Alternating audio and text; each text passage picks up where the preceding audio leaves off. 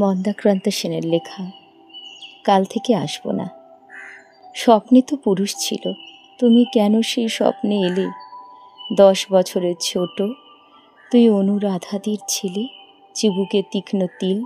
আমার দেখার কথা নয়, কান্না কথা শুনেছিল, নিঃশ্বাস মানল না ভয়। উত্তাপে কি তোকে ছুঁলো? চমকে তুই তাকালি এদিকে, তোকে আর পড়াবো না। বলে আসবে অনুরাধাদিকে, মেধাবী, দুর্বিনীত, স্বল্পবাক, ঈষৎ অদ্ভুত কিশোর পুরুষ তুমি, নাকি কোনো স্নিগ্ধ দেবদূত।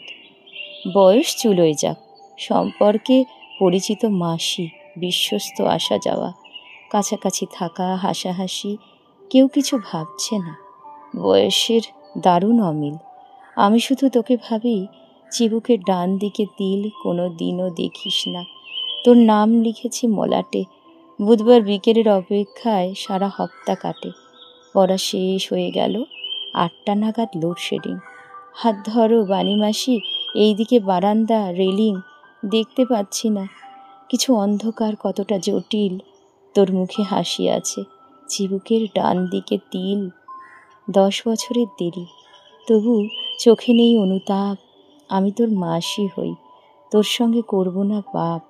কাল থেকে আসবো না।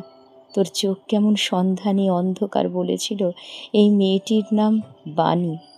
তুই যেন না শুনিস, অনুরাধাদিরা বড় ভালো, যেতে পারবো। হাত ছাড়ো, ঘরে গিয়ে মোমবাতি জ্বালো।